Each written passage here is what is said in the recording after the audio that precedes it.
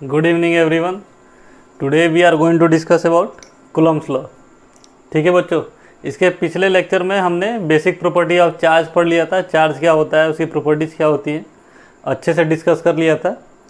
और method of charging के बारे में भी पढ़ लिया था। आज हम लोग बच्चों पढ़ने जा रहे हैं कूलम्स लॉ के बारे में। ठीक है, बहुत ध्यान से देखिएगा, विश्वास रखिए, एक बार में ही कूलम्स लॉ अच्छे से समझ में आ जाएगा। ठीक है, चलिए देखते हैं कूलम्स लॉ। ठीक है बच्चों,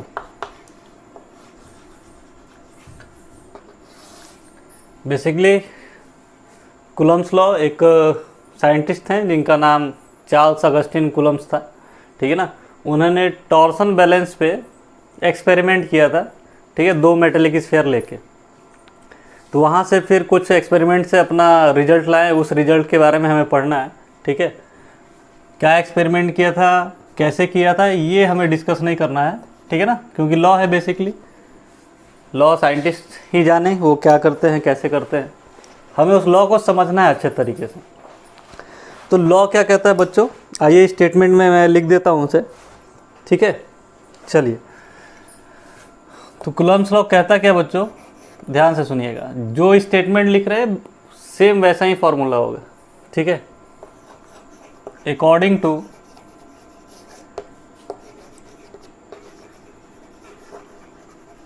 Coulomb's law,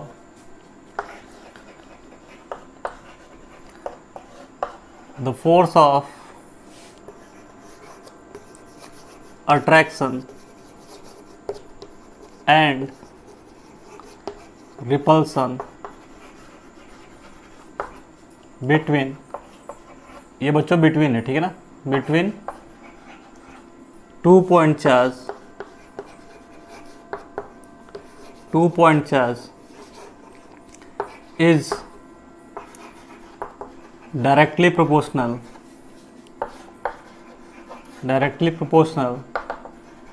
to product of point charges and inversely proportional to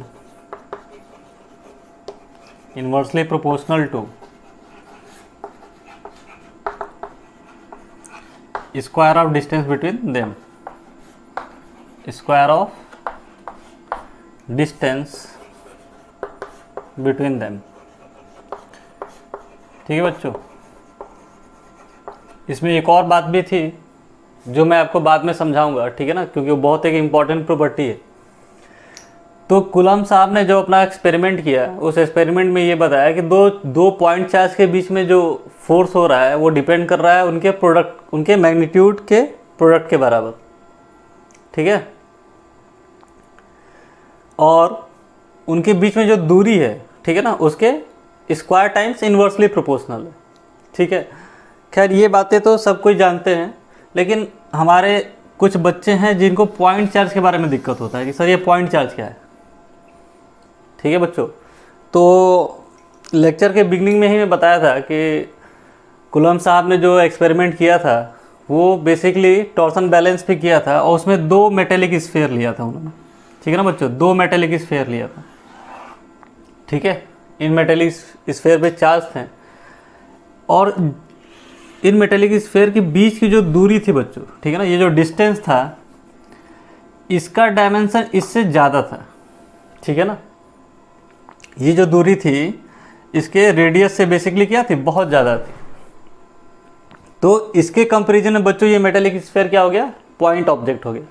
ठीक है ना, इसलिए हम चार्जेज जो भी इस पे चार्ज हैं, ठीक है, उनको पॉइंट चार्ज के नाम से जानते हैं। ठीक है, बहुत ही इंपॉर्टेंट पॉइंट है ये, क्योंकि कूलम्ब्स लॉ वैलिड किसके लिए है बच्चों, केवल पॉइंट चार्ज के लिए। ठीक है ना, हाँ, अगर कॉन्टिन्यूस चार्ज डिस्ट्रीब्यूशन होगा तो वो हम कैलकुलेट कर सकते हैं by the help of mathematics, मतलब कैलकुलस के मदद से हम उसको सॉल्व कर सकते हैं। लेकिन कूलम्ब्स सर ने जो हमको दिया था लॉ, वो किसके लिए दिया था, पॉइंट चार्ज के बारे में। तो पॉइंट चार्ज क्या है बच्चों, पॉइंट चार्ज क्या है, मेटेलिक स्फीयर पे जो चार्ज था उसका डायमेंशन इन दोनों स्फीयर के सेपरेशन के कंपैरिजन में क्या था, बहुत ही कम था, इसलिए उसको पॉइंट चार्ज नाम दिया जाता है। तो उम्मीद है अब आपको ये कन्फ्यूजन नहीं होगी, ठीक है। अब जो ये स्टेटमेंट कह रहा है उस स्टेटमेंट को हम मैथमेटिकल फॉर्म में लिख लेते हैं, ठीक है। फिर वहाँ से छोटी छोटी बातें सीखेंगे। फोर्स के बारे में डिस्कशन करना है। हम मान लेते हैं ये दो हमारे चार्ज हैं Q1 एंड Q2, इनके बीच में दूरी क्या है बच्चों, R, ठीक है। तो जो फोर्स होगा वो किसके प्रोपोर्शनल है बच्चों, product of magnitude of point charges, ठीक है ना। ये कैसे चार्ज हैं, पॉइंट चार्जेस हैं। और किसके प्रोपोर्शनल है बच्चों, इन्वर्सली प्रोपोर्शनल है square of distance between them, ठीक है ना। यही दो बात हमने स्टेटमेंट में लिखी हुई थी, ठीक है। अब इन दोनों को बच्चों हम कंबाइन कर लेंगे तो क्या हो जाएगा, F is directly proportional to Q1 Q2 by R square. Clear है। इस डायरेक्टली प्रोपोर्शनल के साइन को हटाएंगे तो एक कांस्टेंट आएगा K Q1 Q2 by R square, ठीक है। चलिए, अभी ये फॉर्मूला बच्चों अपने आप में इनकम्प्लीट है क्योंकि फोर्स हमारा वेक्टर क्वांटिटी होता है, ठीक है। और हमने इसको अभी डायरेक्शन दिया नहीं, ठीक है ना। तो डायरेक्शन दूंगा मैं, लेकिन फिलहाल के लिए आपको इतना ही समझना है। डायरेक्शन देने के लिए मैं कुछ इलिस्ट्रेशन लूँगा जिससे आपको समझ में आए। मैं कुछ प्रॉपर्टी आपको बताना चाहता हूँ उसके बाद। तो K क्या है बच्चों, K हमारा एक कांस्टेंट है। K की वैल्यू कितनी होती है, 1 divided by 4 pi epsilon not, ठीक है ना। 1 बाई 4 पाई एप्सिलॉन नॉट, इसकी वैल्यू होती है 9 इंटू 10 टू द पावर 9। और यूनिट क्या हो जाएगी बच्चों, K को इधर ही छोड़ दो, बाकी सबको इधर लाओ। तो इसका newton into metre square by coulomb square, newton metre square by coulomb square, ठीक है। इसको क्या पढ़ते हैं बच्चों, इसको पढ़ते हैं एप्सिलॉन नॉट, ठीक है ना। इसका प्रोनाउंसिएशन है एप्सिलॉन नॉट, ठीक है ना। होता क्या है ये, permittivity in free space, permittivity in free space, ठीक है। अभी फिलहाल के लिए आपको इतना ही समझना है। इसके बारे में हम डिटेल में डिस्कशन करेंगे जब कैपेसिटर के टॉपिक को डिस्कस कर रहे होंगे, ठीक है। तो लॉ बेसिकली ये कह रहा था, लॉ से हमने फॉर्मूला लिख लिया है, कांस्टेंट क्या है सब कुछ देख लिया है। हाँ, यहाँ पे एक और चीज़ बची कि एप्सिलॉन की भी वैल्यू होती है। कितनी होती है, 8.85 इंटू 10 टू द पावर -12, ठीक है। और देख रहे हैं आप कि ये इसके इन्वर्सली रिलेशन में है, यानी यूनिट भी क्या हो जाएगी, पलट जाएगी। क्लियर। चलिए आइए अब छोटी छोटी बातें सीखते हैं, थोड़ा ध्यान से देखिएगा। ये मान लेते हैं बच्चों हमारा चार्ज है Q1, ठीक है, और ये चार्ज है Q2, ठीक है। दूरी कितनी है बच्चों, R। Q2 पे फोर्स Q1 कितना लगाएगा, बच्चों, Q1 Q2 by R square. अभी हमने फॉर्मूला लिखा, ठीक है। तो Q2 पे फोर्स Q1 लगा रहा है तो उसको क्या लिखते हैं हम लोग बच्चों, F/2 ड्यू टू 1, ठीक है ना। सेकेंड वाले चार्ज पे फर्स्ट की वजह से जो फोर्स लग रहा है, उसी तरह बच्चों Q1 पे फोर्स किधर लगता, इधर की तरफ, फोर्स ऑन 1 ड्यू टू 2 कितना लगता, Q1 Q2 by R square. Clear है। हमने यहाँ पे चार्ज कैसा लिया है बच्चों, पॉजिटिव लिया है। सेकंड देखिए आप, अगर Q1 और Q2 अब इसमें बच्चों मैं नेगेटिव ले लेता हूँ, तो पॉजिटिव नेगेटिव में क्या होता है, अट्रैक्शन होता है, ठीक है। दूरी R है, इस पे फोर्स किधर लगता है बच्चों, इधर की तरफ, force on 1 due to 2 and force on 2 due to 1। Magnitude क्या होता है, यही होता है जो ऊपर मैंने लिख रखा है, ठीक है। अब इन दोनों फिगर को ध्यान से देखना है। मैं कुछ पॉइंट लिख रहा हूँ, उस पॉइंट को आपको समझना है। पॉइंट क्या है, पहला पॉइंट क्या है कि जो फोर्स लग रहा है Q2 पे और फोर्स जो लग रहा है Q1 पे, वो दो डिफरेंट बॉडी पे लग रहा है। दिख रहा है ना, Q2 एक अलग बॉडी है, Q1 एक अलग बॉडी है। मतलब मैं यहाँ से क्या लिख सकता हूँ, पहला पॉइंट क्या लिख सकता हूँ, force acting on two different bodies, two different bodies. ठीक है। दूसरा पॉइंट क्या बच्चों हम लोग लिख सकते हैं कि फोर्स जो लग रहा है उसका मैग्नीट्यूड क्या है, सेम है। ठीक है ना, forces are equal in magnitude, equal in magnitude. Clear है? ठीक है। तीसरा पॉइंट क्या होगा बच्चों, फोर्स जो लग रहा है ना, देखो दोनों पॉजिटिव है तो फोर्स, इसमें फोर्स इधर लग रहा है, इसमें फोर्स इधर लग रहा है। पॉजिटिव नेगेटिव भी है तब भी फोर्स ऐसे लग रहा है, इधर लग रहा है। मतलब फोर्स हमेशा किधर लग रहा है, अपोजिट डायरेक्शन में लग रहा है। तो तीसरा पॉइंट क्या लिख सकते हैं, forces are opposite in direction. ठीक है। क्लियर है? इतनी बातें समझ में आ रही हैं? क्या क्या बात हम लोग डिस्कस कर लिए।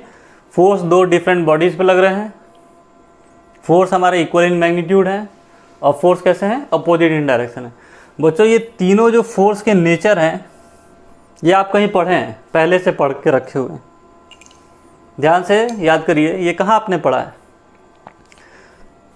तो बच्चों ये बेसिकली न्यूटन थर्ड लॉ में पढ़ा है, every action has equal and opposite reaction. ठीक है ना।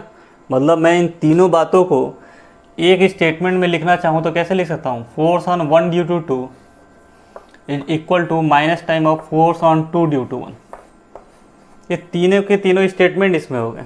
माइनस रिप्रेजेंट डायरेक्शन, यानी फोर्स इसके अपोजिट डायरेक्शन में है, और इक्वल है, अपोजिट वेक्टर का मतलब क्या होता है, जिसका मैग्नीट्यूड इक्वल हो और डायरेक्शन क्या हो, अपोजिट हो। ठीक है। 1 2 बता रहा है फोर्स 1 पे लग रहा है दूसरे की वजह से, फोर्स 2 पे लग रहा है 1 की वजह से। क्लियर है? यानी यहां से एक कंक्लूजन हमारा निकल गया, क्या, Coulomb's law follow Newton third law, Coulomb's law follow Newton third law motion. Clear है? पक्की बात। चलिए आइए आगे, थोड़ा सा मैं आपको कन्फ्यूजन क्रिएट करना चाहूँगा, क्योंकि अगर वहाँ पर आप कंफ्यूज नहीं हुए हैं तो एक अच्छी प्रॉपर्टी आप सीख जाएंगे।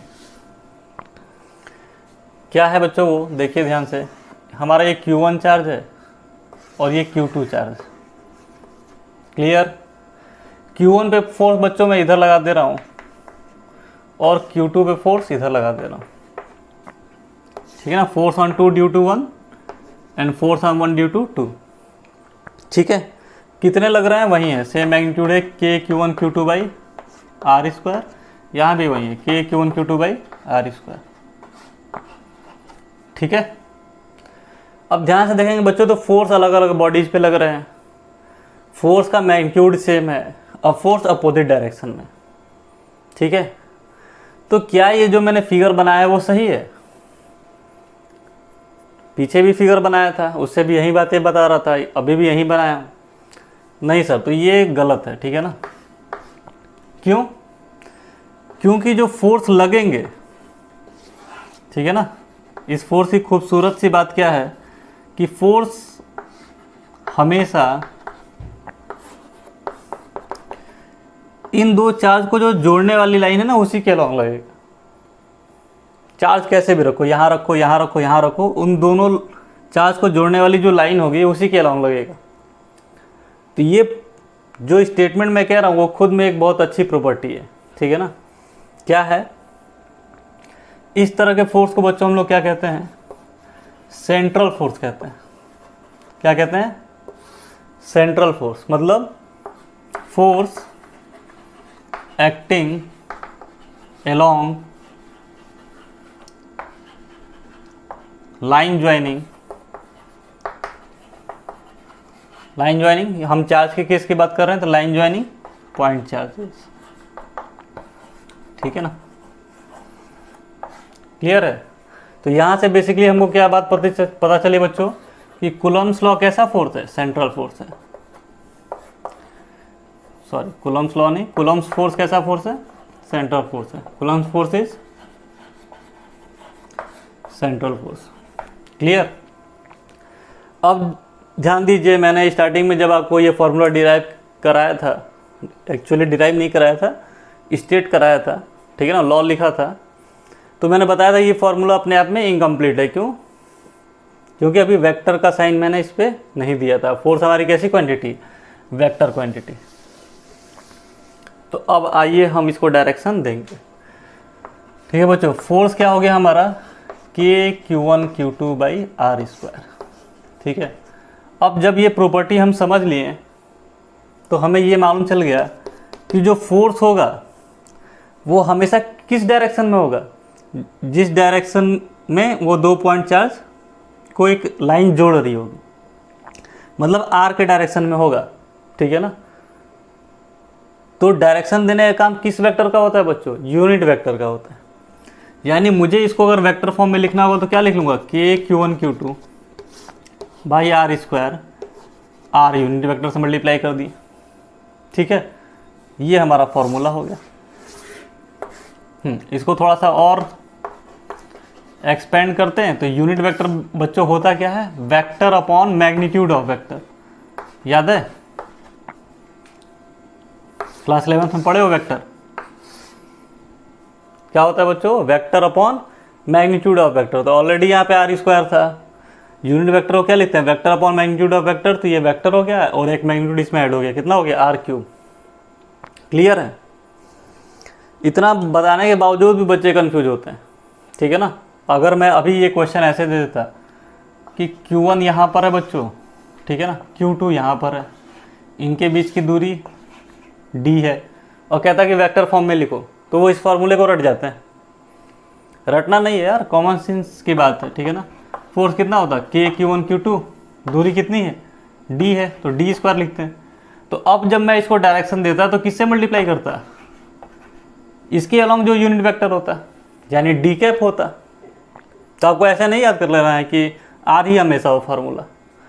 जो line joining between this 2 point charges दिया हुआ है, ठीक है ना, वो एक्स है, वाई है, जेड है, आर है, उसी का यूनिट वेक्टर लिखना है। क्लियर है ना? तो ये चीज़ दिमाग में बिल्कुल बसा लेनी है आपको। ठीक है, तो हमने छोटी छोटी बहुत सारी बातें कूलम्ब्स लॉ पे कर ली हैं। आइए आगे बढ़ते हैं।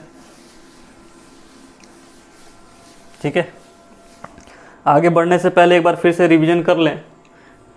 तो कूलम्ब्स लॉ क्या होता है बच्चों? Coulomb's law is directly proportional to product of point charges and inversely proportional to square of distance between them. Point charge क्या होता है बच्चों? पॉइंट चार्ज क्या होता है कि दो चार्ज के बीच की जो दूरी है उनका डायमेंशन उस चार्ज जो मेटेलिक स्फीयर था उससे बहुत ज़्यादा होता है, इसीलिए उस बॉडी को हम पॉइंट ऑब्जेक्ट की तरह ट्रीट करते हैं। तो उसमें जो चार्ज हो गया बेसिकली वो क्या हो गया? पॉइंट चार्ज हो गया। वेक्टर फॉर्म में लिख लिया। और क्या प्रॉपर्टी सीखी हमने कि कूलम्ब्स फोर्स कैसा फोर्स है? सेंट्रल फोर्स है। और क्या सीखा हमने?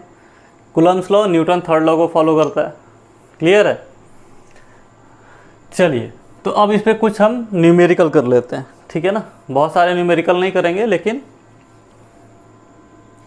टाइप ऑफ न्यूमेरिकल हम जरूर करेंगे। ठीक है ना, तो जो फर्स्ट टाइप का जो न्यूमेरिकल बनेगा आपका, वो बेसिकली ये चेक करने के लिए बनेगा बच्चों कि आपको वेक्टर आता है कि नहीं, आपको वेक्टर आता है कि नहीं। ठीक है, तो चलिए देखते हैं। एकदम सिंपल क्वेश्चन स्टार्ट करेंगे। दो चार्ज है बच्चों, Q1 है, Q2 है, इसके बीच की दूरी D है। D नहीं लेके हम क्या ले लेते हैं? Z ले लेते हैं। Q2 पे बच्चों फोर्स बताना है Q1 के वजह से। किधर की तरफ होगा? राइट साइड में। कितना होगा? K Q1 Q2 by Z square. Clear है? डायरेक्शन मैंने दे दिया है, इसीलिए मैं वेक्टर फॉर्म में नहीं लिख रहा हूँ। ठीक है, दूसरा क्वेश्चन बच्चों देखो। एक चार्ज यहाँ पर है, एक चार्ज यहाँ पर है और एक चार्ज यहाँ पर है। इसकी दूरी ए, इसकी दूरी ए, इसकी दूरी ए। बेसिकली क्या है बच्चों, ये इक्विलैटरल ट्रायंगल है। अब हमसे क्वेश्चन पूछा है कि इस पे आप बताओ फोर्स कितना होगा। तो इस चार्ज की वजह से फोर्स किधर होगा बच्चों, इधर की तरफ। इस चार्ज की वजह से फोर्स किधर होगा बच्चों, इधर की तरफ। क्लियर है।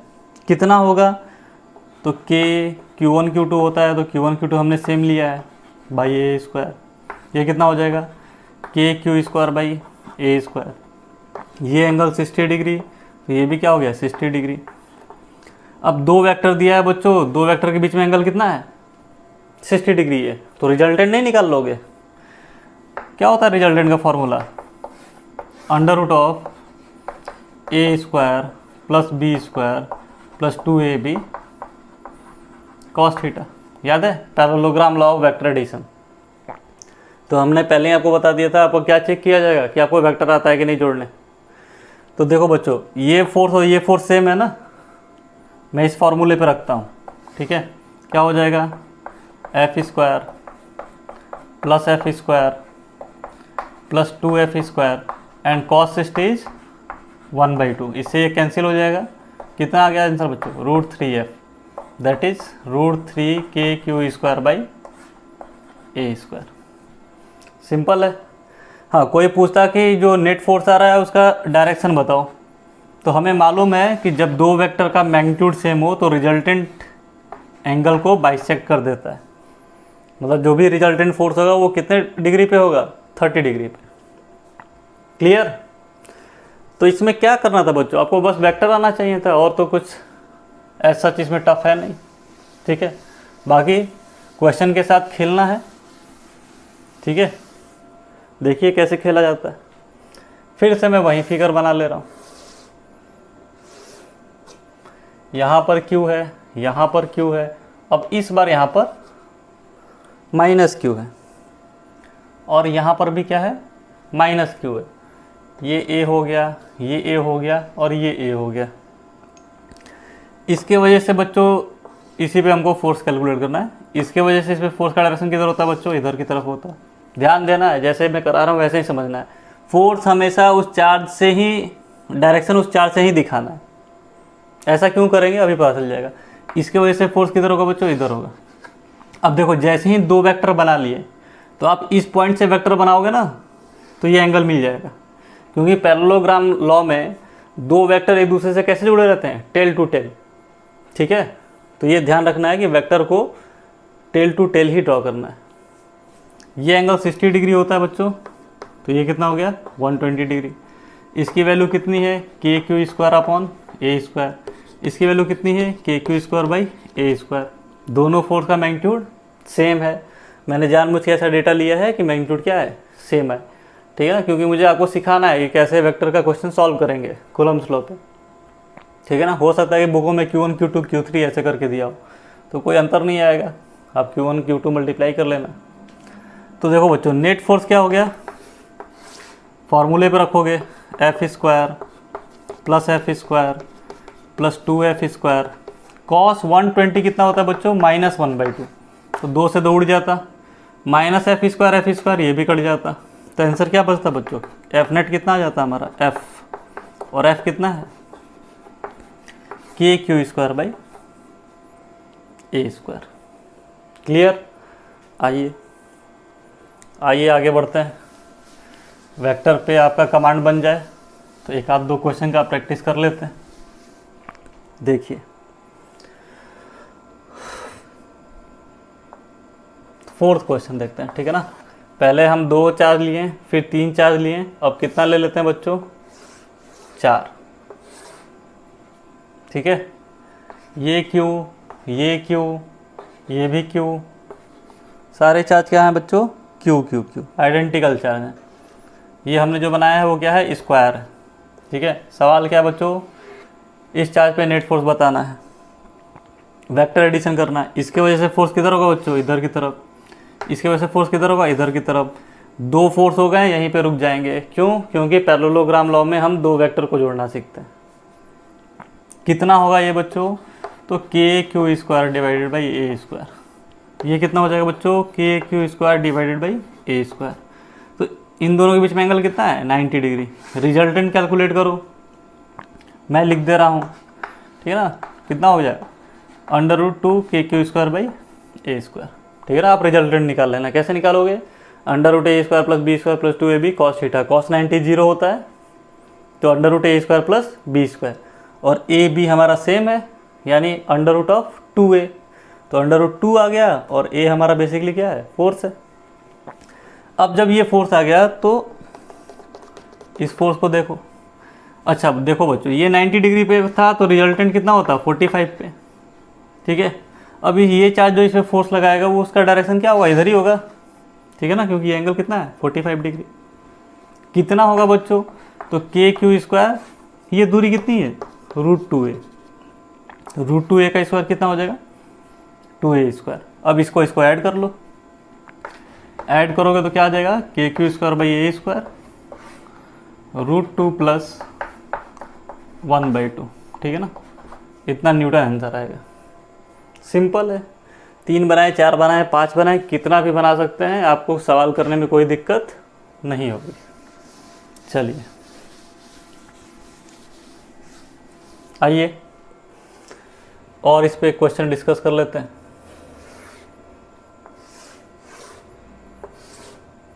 यहाँ पे चार्ज क्यू है बच्चों, यहाँ भी चार्ज क्यू है, यहाँ भी चार्ज क्यू है, यहाँ भी चार्ज क्यू है, और एक सेंटर पे, मतलब जहाँ पे इसके डायगोनल एक दूसरे को इंटरसेक्ट कर रहे हैं, बाइसेक्ट कर रहे हैं, वहाँ पे एक चार्ज क्यू है।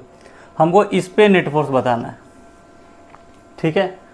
तो देखो बच्चों, अगर ये क्वेश्चन 1 नंबर में आता आपका तो आप कैसे करते, इस चार्ज की वजह से इस पर फोर्स किधर होता है, इधर की तरफ, और इस चार्ज की वजह से फोर्स किधर होता है, इधर की तरफ। ये दोनों फोर्स इक्वल होते हैं, ठीक है ना, क्योंकि यहाँ से यहाँ तक की दूरी, यहाँ से यहाँ तक की दूरी सेम, और चार्ज भी सेम है, ठीक है। तो इस पर ये फोर्स लगाता है KQ² बाई जो भी ये दूरी है, यानी ये दो फोर्स इक्वल एंड अपोजिट हो जाते हैं। ये इस पर फोर्स किधर लगाएगा बच्चों, इधर की तरफ, ये इस पर फोर्स किधर लगाएगा, इधर की तरफ। ये दोनों अपोजिट वेक्टर हैं, 0 हो गए, ये दोनों अपोजिट वेक्टर हैं, 0 हो गए, मतलब नेट फोर्स क्या होगी 0। सिंपल सा है। हाँ, अगर यही क्वेश्चन आपको 3 नंबर में पूछता तो आप ऐसे ही 0 करके नहीं दिखा दोगे, ठीक है ना, वो आपको मालूम है कि 0 होगा, ठीक है, तो उसको 0 प्रूफ करना होगा। तब कैसे करते, देखिए ये सब हमें गिवन है। इस चार्ज की वजह से बच्चों को फोर्स किधर लगता है, इधर लगता है, और इस चार्ज की वजह से फोर्स किधर लगता है, इधर लगता है। ध्यान से देखो, ये दूरी कितनी है बच्चों, A/√2, ठीक है ना। डायगोनल कितना होता है √2A, तो √2A का आधा कितना हो जाएगा A/√2, यानी यहाँ पे जो चार्ज है Q, उस पर फोर्स कितना लगता है KQ² बाई A/√2, मतलब 2/A²। उतना ही फोर्स इधर भी लगता है बच्चों, 2KQ² बाई A²। इन दोनों के बीच में एंगल कितना है 90 डिग्री। तो रिजल्टेंट किधर आता, नीचे की तरफ, कितना आता 2√2 KQ² बाई A², ठीक है। ये अभी इन दोनों की वजह से हुआ। सिमिलरली आप इसके वजह से भी निकालते तो इधर आता एक फोर्स, और इसके वजह से निकालते तो एक इधर आता फोर्स। इसका रिजल्टेंट किधर होता, ऊपर की तरफ। कितना होता, इतना ही होता। तो ये वेक्टर और ये वेक्टर क्या हो जाते हैं, अपोजिट हो जाते हैं। अपोजिट हो जाते हैं तो क्या हो जाता बच्चों, इसमें ही से उसको माइनस कर लेते हैं, तो आंसर क्या आ जाता 0। तो ये डिपेंड कर रहा है बच्चों, ये क्वेश्चन कितने नंबर में पूछा जा रहा है आपसे, ठीक है। अगर आपको अभी आसान लग रहा है तो अच्छी बात है, ये धीरे धीरे लेवल बहुत ही ऊपर में ले जाने वाला हूँ, ठीक है।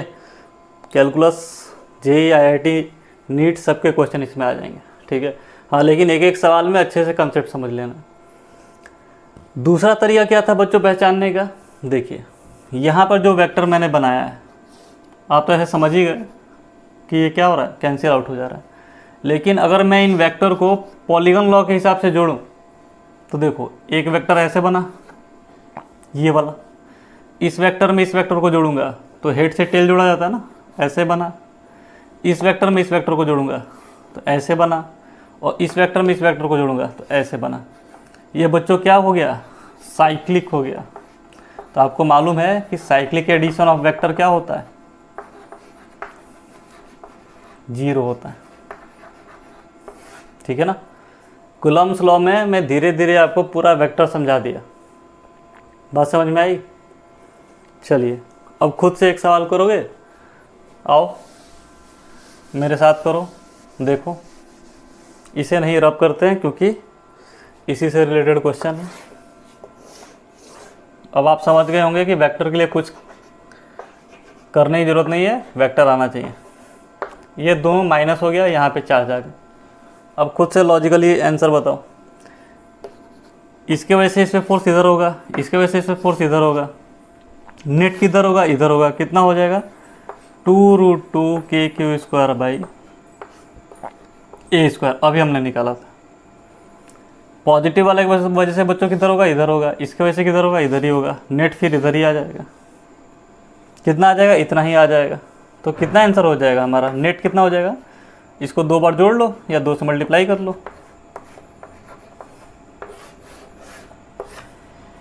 आई बात समझ में? चलिए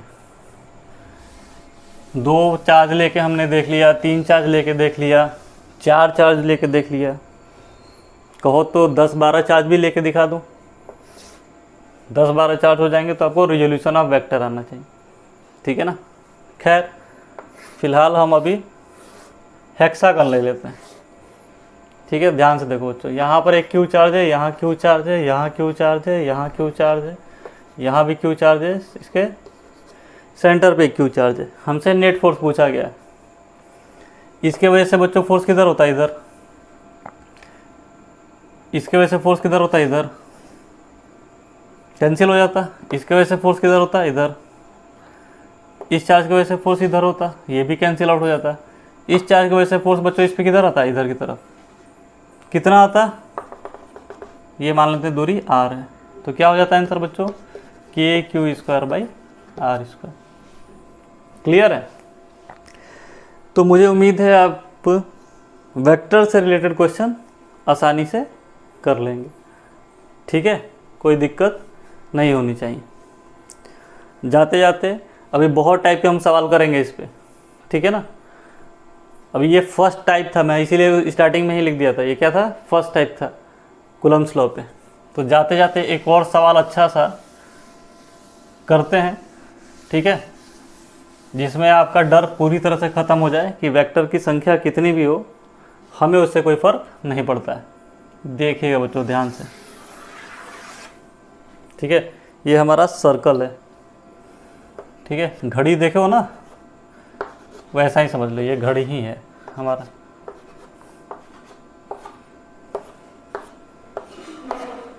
अब देखो, यहाँ रख लेते हैं 12 कूलम का चार्ज, यहाँ रख लेते हैं 6 coulomb, 1 coulomb, 2 coulomb, 3 coulomb, 4 coulomb, 5 coulomb, 7, 8, 9, 10, 11। Centre पे एक चार्ज रख लेते हैं Q, ठीक है ना, या फिर Q क्या रखें? 1 कूलम रख लेते हैं। मुझको इस चार्ज पे नेट फोर्स बताना है। कितने चार्ज हो गए? 12 चार्ज हो गए। सवाल किसका है? वेक्टर का है। बिल्कुल परेशान होने की ज़रूरत नहीं है, ठीक है ना। अब ध्यान से देखो बच्चों, ये चार्ज इस पर फोर्स किधर लगाता? इधर लगाता। दूरी सबकी बराबर होगी, ठीक है ना। सर्कल है तो रेडियस क्या होगा? सेम होगा। तो ध्यान से देखने वाली बात क्या है बच्चों? क्या होता है? KQ1Q2/r²। तो r तो सबके लिए सेम है, K भी सबके लिए सेम है, यानी बेसिकली जो हमारा फोर्स आ रहा है वो किस पे डिपेंड कर रहा है? Q1 Q2 पे। तो ध्यान से देखो, मैं इसको क्या लिख सकता हूँ? इस टोटल टर्म को K/r² को मैं कुछ कांस्टेंट मान लेता हूँ, K', ठीक है, कि लिखने में आसानी हो।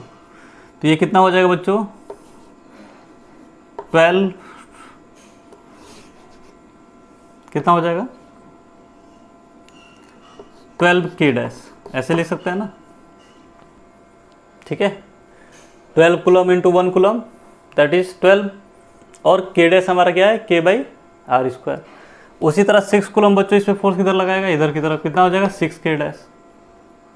अच्छा 9 वाला बच्चों इधर लगाएगा, कितना हो जाएगा? 9K'। 3 वाला इधर लगाएगा बच्चों, कितना हो जाएगा? 3K'। आप चाहो तो सबके वैसे लगा सकते हो, लेकिन मैं इतना करने वाला नहीं हूँ। क्यों? क्योंकि इतना बनाते ही मुझे एक बहुत खूबसूरत सी बात इसमें दिख गई कि सर अपोजिट वेक्टर जो ये बन रहे हैं, ठीक है ना, इनका डिफरेंस कांस्टेंट आ रहा है, 6 आएगा हर बार। देखो 12 में से 6 गया 6, 9 में से 3 गया 6, ठीक है ना, 8 में से 2 जाएगा 6, 7 में से 1 जाएगा 6, ठीक है। फिर देखो बच्चों यहाँ पे 10 में से 4 गया 6, 11 में से 5 गया 6, ठीक है ना। तो कैसे करेंगे सॉल्व इसको, यहाँ पर ध्यान से देखिए, इन दोनों को सॉल्व किए तो नेट वेक्टर आया नीचे की तरफ, ठीक है ना, 6k डैश। इन दोनों को सॉल्व किए तो नेट वेक्टर इधर आया, किधर, 6k डैश। 7 और 1 को सॉल्व किए तो इधर आया 6k डैश, ठीक है। 8 और 2 को सॉल्व किए 6k डैश। उसी तरह एक इधर आ जाता और एक इधर आ जाता, ठीक है।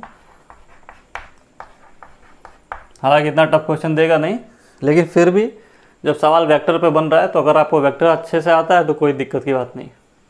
अब देखो ये पूरी घड़ी है, ठीक है ना, 12 से 6 के बीच में ये एंगल कितना होगा, 30 डिग्री होगा ना। टोटल कितना होता है 360, 360/12 इज 30 डिग्री, यानी ये एंगल कितना हो गया 30 डिग्री। ये पूरा एंगल कितना हो गया 60 डिग्री। उसी तरह ये पूरा एंगल कितना हो गया 60 डिग्री, और ये कितना हो गया 30 डिग्री। क्लियर। अब रिजोल्यूशन ऑफ वेक्टर में बच्चों हम लोग क्या करते हैं, वेक्टर को एक्स कंपोनेंट में तोड़ लेते हैं और वाई कंपोनेंट में तोड़ लेते हैं। तो देखो बच्चों, इसका एक्स कंपोनेंट इधर करोगे तो क्या आ जाएगा 6k डैश कॉस 30 डिग्री, इसका इधर करोगे तो 6k डैश कॉस 30 डिग्री। तो मैं क्या लिख सकता हूँ, दोनों को ऐड करके 12k डैश कॉस 30 डिग्री। उसी तरह 60 वाले को तोड़ोगे तो क्या हो जाएगा बच्चों, 12k डैश कॉस 60 डिग्री। और एक ये वेक्टर x में बचा ही हुआ है, क्या हो गया 6k डैश, ठीक है। ये x वाला फोर्स है बच्चों, force in x direction. Force in y direction लिखोगे तो ध्यान से देखो, इस फोर्स का इधर एक कंपोनेंट आएगा, उसी तरह इस फोर्स का एक इधर कंपोनेंट आएगा, कैंसिल आउट हो जाएगा। इस फोर्स का एक इधर कंपोनेंट आएगा, उसी तरह इसका भी आएगा, कैंसिल आउट हो जाएगा। बचेगा कौन सा, बस ये वाला, यानी कितना हो गया 6k डैश, ठीक है। अब दो वेक्टर हमें मिल गए जो दोनों एक दूसरे से कैसे हैं, परपेंडिकुलर हैं। अब इनको सॉल्व कर लो, सॉल्व करना कोई बड़ी बात नहीं है। इसे रब कर लेता हूँ मैं, देखिए क्या लिखें बच्चों, 12k डैश कॉस 30 कितना होता है बच्चों, √3/2, ठीक है ना, 6 टाइम में गया, प्लस ये क्या है 12k डैश कॉस 60 डिग्री क्या होता है बच्चों 1/2, 6 टाइम में गया, प्लस 6k डैश, ठीक है ना। यानी अगर इसको और सिंप्लीफाई कर लूँ तो k डैश कॉमन ले लेता हूँ, 6 भी कॉमन ले लेता हूँ, तो ये हो जाएगा √3, ठीक है, प्लस 12, 6 कॉमन ले लिए 2, सही है। चलिए किस डायरेक्शन में बच्चों, ये एक्स डायरेक्शन में, तो आप चाहो तो आई कैप लगा सकते हो, ठीक है ना। Force in x direction, force in y direction क्या है बच्चों 6k डैश, ठीक है, किधर की तरफ है, नेगेटिव वाई की तरफ। तो दो वेक्टर हमें मिल गया, इनका रिजल्टेंट निकाल लो। रिजल्टेंट क्या हो जाएगा fx² प्लस fy², ठीक है। तो आप इनका स्क्वायर करके अंडर रूट कर लोगे, आंसर आ जाएगा, ठीक है। तो हमने वेक्टर से रिलेटेड बच्चों लगभग सारे क्वेश्चन डिस्कस कर लिए, ठीक है। तो इसमें कूलम्ब्स लगा कोई योगदान नहीं है, ठीक है ना। आपको क्या आना चाहिए था, parallelogram law of vector addition आना चाहिए, मतलब बेसिकली आपको वेक्टर जोड़ने आना चाहिए था। ट्रायंगल लॉ से जोड़ना सीखो, चाहे पैरेललोग्राम लॉ से, चाहे रेजोल्यूशन ऑफ वेक्टर से, वेक्टर जोड़ने आना चाहिए था। इसके बिना काम नहीं हो पाता, क्योंकि अगर मैं Q को हटा के वहाँ पे मास दे देता तो ये क्वेश्चन हमारा ग्रेविटेशन का हो जाता, ठीक है ना। तो यही क्वेश्चन सेम ग्रेविटेशन में बन जाता। यहाँ पे KQ1 Q2 लग रहा है, वहाँ पे GM1 M2 लगता, ठीक है। तो हमने एक टाइप के क्वेश्चन को डिस्कस कर लिया। नेक्स्ट लेक्चर में बच्चों हम लोग इक्विलिब्रियम का डिस्कस करेंगे फिर से, उसके बाद कुछ मैथमेटिकल सीक्वेंस एंड सीरीज पे क्वेश्चन करेंगे, और लास्ट में कैलकुलस बेस्ड क्वेश्चन करेंगे, ठीक है ना। कैलकुलस बेस्ड क्वेश्चन में धीरे धीरे आप प्रैक्टिस में आ जाओगे न्यूमेरिकल के लिए, ठीक है ना। बहुत बच्चे होते हैं जो थ्योरेटिकल से उनका ज़्यादा लगाव होता है, तो जितना आप फिजिक्स को करोगे ना उतनी ज़्यादा थ्योरी आएगी, ये मेरा मानना है। पढ़ने से बहुत थ्योरी नहीं आने वाली, करने से थ्योरी समझ में आएगी, ठीक है। चलिए नेक्स्ट लेक्चर में मिलेंगे आपसे, तब तक के लिए बाय। और कमेंट, सब्सक्राइब, शेयर ज़रूर करते रहिएगा, ठीक है। धन्यवाद।